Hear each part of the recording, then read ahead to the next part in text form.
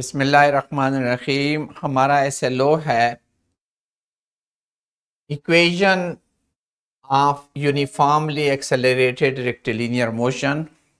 लेकिन इसमें जो SLO में मेन ऑब्जेक्टिव था, एक तो यूनिफॉर्मली एक्सेलरेटेड मोशन हमने डिराइव करने थे from the definition of velocity and acceleration, और दूसरा था ग्राफिकली। आज हमारा ऑब्जेक्टिव है ग्राफिकल डेरिवेशन। कैसे ग्राफिकली इसको डिराइव करेंगे रयान? जब तक हम ग्राफ को समझेंगे नहीं तो हम ग्राफिकली डिराइव नहीं कर सकते। ये चीजें आप लोगों ने कल जो है आराम से इस डिफिनीशन से डिराइव कर लिए थे। A is equal to delta V by delta T. Delta V हमने यहां से पुट कर लिया था क्योंकि इनिशियल वेलोसिटी ये थी, फाइनल वेलोसिटी ये थी, और चेंज इन वेलोसिटी क्या हो गई? ये हो गई, divide by time T. Time गुजरा है, जीरो था, आपने कर लिया, इक्वेशन डिराइव हो गई। बड़ा आसान, no problem. Similarly distance is equal to average velocity into T, इस वजह से किया कि ये बॉडी तो एक्सेलरेटेड मोशन कर रही है, ये इनिशियल वेलोसिटी फाइनल वेलोसिटी के बराबर तो नहीं है कि मैं सिर्फ या वी आई ले लो या वी एफ ले लो। तो इसके लिए हमने एवरेज वेलोसिटी लिया, यहाँ पे पुट किया एवरेज वेलोसिटी को, और इक्वेशन जो है उसमें पिछले इक्वेशन से हमने टाइम की वैल्यू पुट कर, टाइम ये टाइम हो गया, और यहां से वी एफ की वैल्यू पुट की और ये इक्वेशन डिराइव हो गया। तीसरे इक्वेशन में हमने सिंपली क्या किया, बिल्कुल एवरेज वेलोसिटी के लिए एवरेज वेलोसिटी की वैल्यू पुट की और फर्स्ट इक्वेशन ऑफ मोशन से टाइम पुट किया। इन दोनों को पुट किया तो हमारा थर्ड इक्वेशन भी हो गया। अब यही तीनों इक्वेशन मैं आज ग्राफ से डिराइव करना चाह रहा हूं। मैंने ग्राफिकली आपको बताया कि इसी मोशन को अगर मैं ग्राफिकली बताऊं और वर्ड्स में बताऊं तो फर्क क्या है। वर्ड्स में इसको कहते हैं constant with initial velocity we I moving with a constant acceleration a, its velocity become vf after covering a distance s in time t। ये वो स्टेटमेंट है जिसको ग्राफिकली हमने शो किया है कि body starting with initial velocity we i, initial velocity we i से start हो रही है। कांस्टेंट एक्सेलरेशन का मतलब क्या है? आपको पता है कि स्लोप कांस्टेंट होगा, कांस्टेंट स्लोप है, और उसकी वेलोसिटी कितनी हो गई? वी एफ हो गई। ठीक है, कितने टाइम में? इस पे टाइम गुजरा टी। अब इसने डिस्टेंस, ग्राफ में डिस्टेंस नजर नहीं आ रहा कि डिस्टेंस कितना कवर हुआ है। ऑलरेडी हमने ये देखा है कि अगर मैं सिंपल केस ले लूं कि एक गाड़ी है, वेलोसिटी v से चल रही है, वेलोसिटी v से जा रही है, और वेलोसिटी उसकी चेंज नहीं हो रही, वेलोसिटी v से ही जा रही है। कितने सेकंड तक? मैंने कहा 5 सेकंड तक वेलोसिटी v से चल रही है, और वेलोसिटी v कितनी है? वो 2 मीटर पर सेकंड है सपोज। तो उसने कितना डिस्टेंस कवर किया होगा? आप लोगों ने सिंपल फार्मूला पढ़ा था, s is equal to V T, 2 into 5 is equal to 10 metre distance cover किया। मैं आपको ये रिलेट करना चाह रहा हूं, s is equal to V T के फार्मूले को यहां से ग्राफ से रिलेट करना चाह रहा हूं कि अगर ये मैं पूरा कर लूं तो ये शक्ल में रेयान एक रेक्टेंगल बना कि नहीं? रेक्टेंगल का ये, हाँ, और ये रेक्टेंगल का ये उसका विड्थ है जिसका नाम t है, और ये उसकी इसकी ये लेंथ है, और ये विड्थ है, और विड्थ उसकी v है।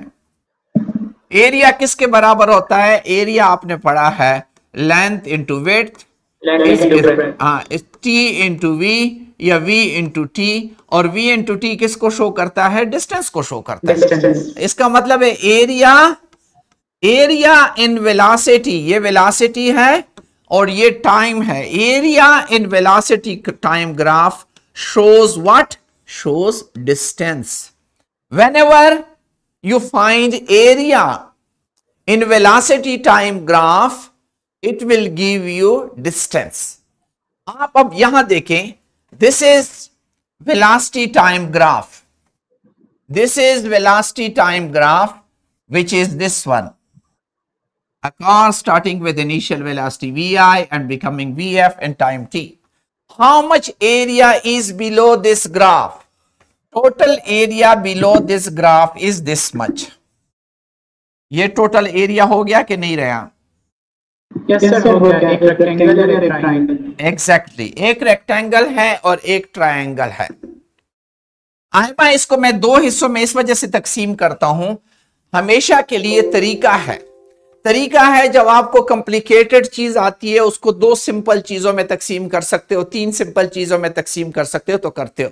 आपको मैं बहुत सारे पैसे दे दूं जिसमें तीन किस्म के नोट हैं, 1000 के हैं, 100 के हैं, 10 के हैं। आप क्या करते हैं, सिंप्लीफिकेशन के लिए 1000 को अलहदा कर लेते, 100 को अलहदा कर लेते, 10 को अलहदा कर लेते हैं। यहां पे भी वही काम है। अगर मैं इस तरह कर लूं, यहां से कर लूं, तो एक मेरा क्या बन जाएगा, रेक्टेंगल बन जाएगा, और एक मेरा क्या बन जाएगा, ट्रायंगल बन जाएगा। आयमा, अब आप लोग अपने छठी सातवीं के इल्म को देखें कि ये जो रेक्टेंगल का एरिया है ये किसके बराबर होता है? आपको पता है, लेंथ इंटू विड्थ के। लेंथ आपकी क्या है? लेंथ आपकी टाइम है, और गौर से देखें विड्थ आपकी क्या है? ये यहां से लेकर यहां तक ये क्या है? Exactly, it is initial velocity. तो आपके पास इनिशियल वेलोसिटी इनटू टाइम, ये वाला, ये area initial velocity into time का आएगा। मैं इक्वेशन वैसे ही बना रहा हूं।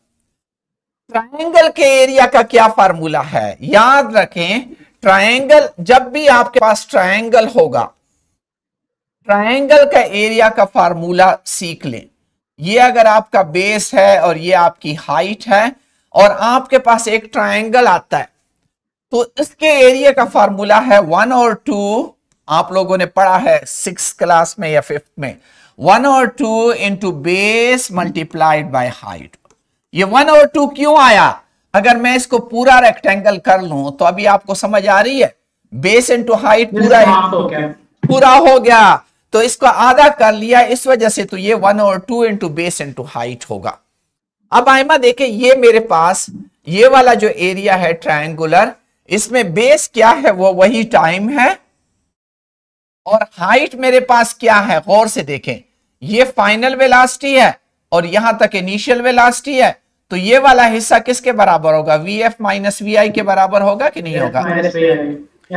तो ये एरिया, ट्रायंगल का एरिया किसके बराबर होगा? ट्रायंगल का एरिया बराबर होगा 1 और 2 into T into VF minus VI होगा कि नहीं? इसमें कोई मसला है? Area under the graph clear. अब एक और चीज, इसको जरा मिटाए, एक और चीज, जो इसका स्लोप है, स्लोप हमने वो इंट्रोडक्टरी लेक्चर में डिस्कस किया था। इस स्लोप को हम कैसे फाइंड करते हैं? आपको पता है कि इस केस में स्लोप होगा this divided by this. Slope मैंने कल भी डिफिनीशन की थी, स्लोप का मतलब होता है टेंजेंट थीटा,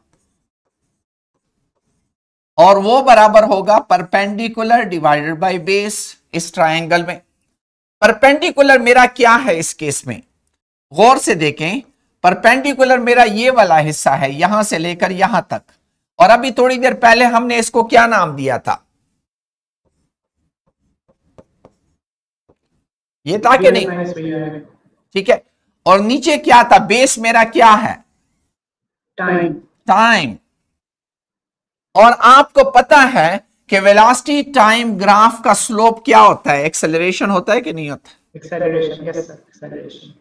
तो इस स्लोप से मैंने सिर्फ क्रॉस मल्टीप्लाई किया, AT is equal to VF minus VI, और यहां से वही VF is equal to VI plus AT निकला कि नहीं निकला? मैंने शुरू कहां से किया? स्लोप से किया। Slope of this is this divided by this. अब आप वैल्यूज लिख लें, अगर उसको मैथमेटिकली करना चाहते हैं तो आप इस तरह करेंगे, स्लोप और ग्रेडियंट। स्लोप और ग्रेडियंट इज गिवन बाय, क्या होगा, B D divided by A B, B D divided by A B. मैंने अभी आपको बताया कि बी डी खुद किसके बराबर है, बी डी बराबर है टोटल से ये वाला हिस्सा माइनस करो, टोटल आपका क्या है, C D minus C B, C D minus B C या सी बी, जो कि क्या है, V F minus we I हो गया। और आपका ये नीचे ए बी जो है ये ओ सी के बराबर है, और ओ सी आपका क्या है, टाइम है। हमने वैल्यूज पुट की, रिजल्ट वो आपको V F is equal to V I plus A T निकला कि नहीं। रेयान कोई मसला यहां तक,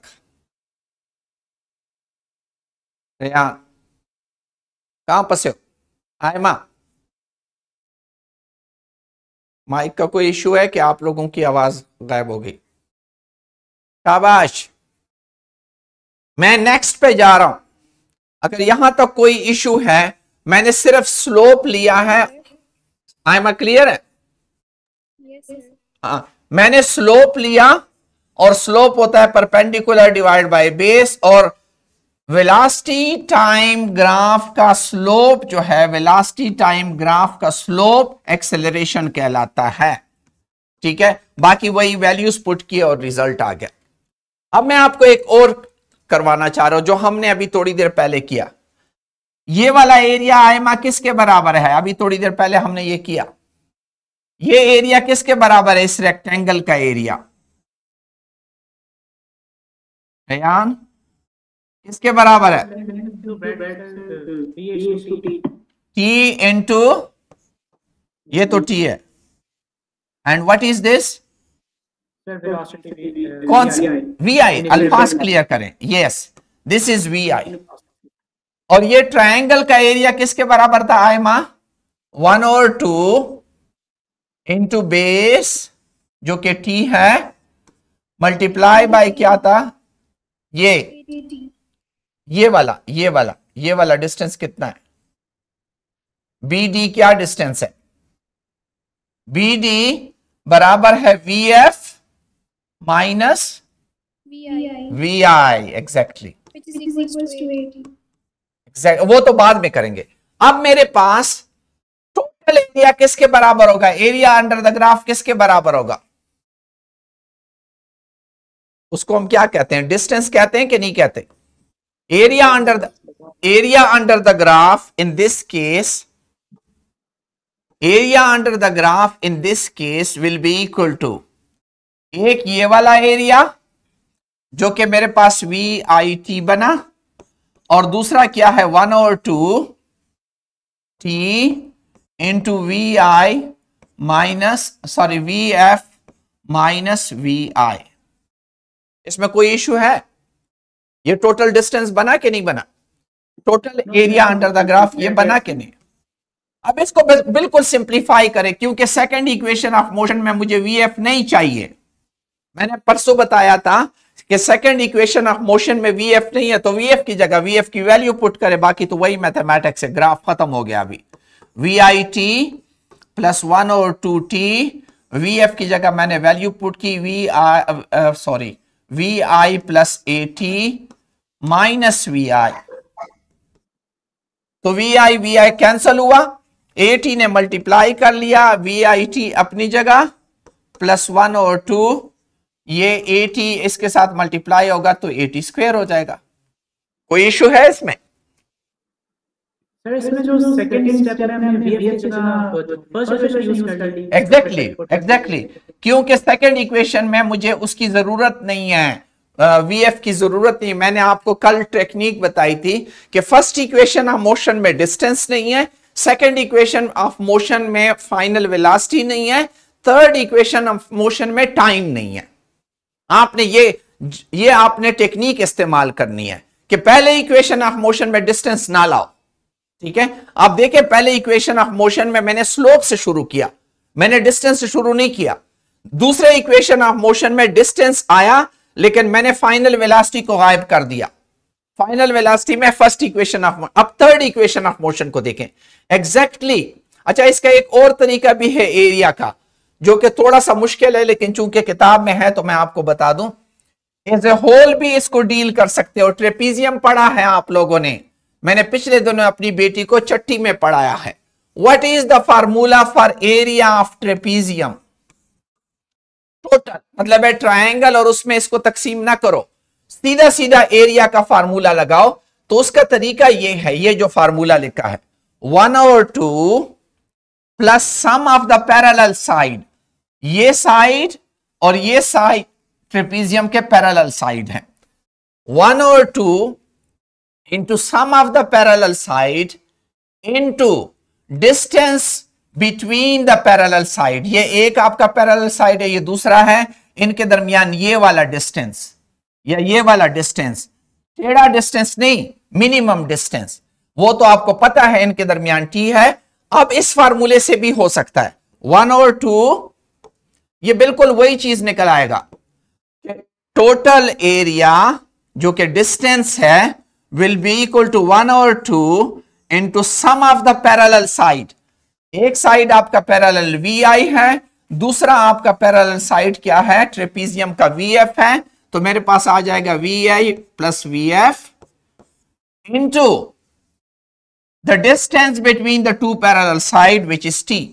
अब इसको कर ले, VF को दोबारा गायब करें फर्स्ट इक्वेशन ऑफ मोशन पे, वही चीज निकल आएगी, ये plus VI plus AT into T। इसको फर्दर सिंप्लीफाई करें, 1/2 यहां क्या बन जाएगा 2VI प्लस AT,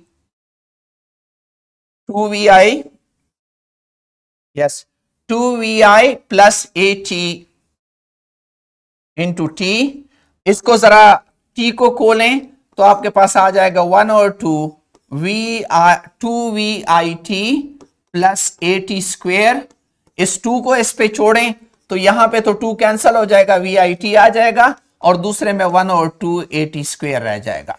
तो वही चीज, वही फार्मूला आया, लेकिन इस केस में मैंने एरिया ऑफ ट्रेपीजियम से किया, मैंने दो हिस्सों में स्प्लिट नहीं किया। और एरिया ऑफ ट्रेपीजियम का ये फार्मूला जो मैंने आपको बताया, it is in your grade 6 और 7, it is sum of the parallel side into distance between the two side, half of that will give you the distance, the total area of the trapezium। मतलब अगर आपके पास ये एक trapezium है, मैं trapezium बनाऊं, trapezium क्या होता है, ये इसका एरिया किसके बराबर होगा? अगर ये मेरे पास A है, ये B है, ये C है, ये D है, तो एरिया ऑफ ट्रेपीजियम किसके बराबर होगा? किसके बराबर होगा? अभी फार्मूला बताए रेयान, थोड़ा सा प्रैक्टिस करें। 1/2 A plus B into D, exactly. बस यही फार्मूला हमने यहां पे इस्तेमाल किया in order to find the same. तो ये second of equation of motion graph से दो तरीकों से हमने डिराइव की। अब हम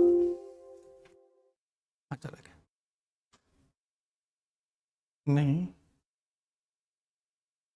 ओके,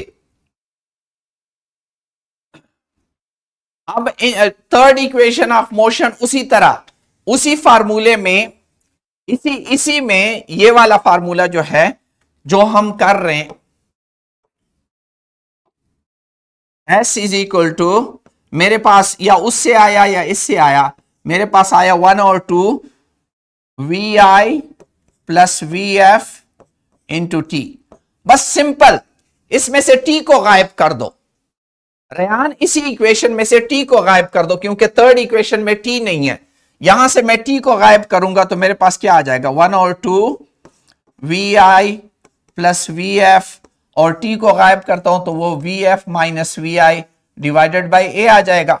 इस इक्वेशन को रीअरेंज कर लो, इन दोनों को मल्टीप्लाई कर लो, 2A इधर आ जाएगा, 2AS इज इक्वल टू, जब इसको और इसको मल्टीप्लाई करोगे आपके पास VF square minus VI square आ जाएगा। वही इक्वेशन, सिर्फ जब आप उसको सेकंड इक्वेशन में डिराइव करते, VF की जगह फर्स्ट इक्वेशन पुट कर लो, और अगर आप से थर्ड इक्वेशन मालूम करना चाहते हैं तो T की जगह पुट कर लो। Is there any problem with it? शाबाश। No sir. देखिए सिंपल इसमें आप अपना बैकग्राउंड नॉलेज इस्तेमाल करते हैं।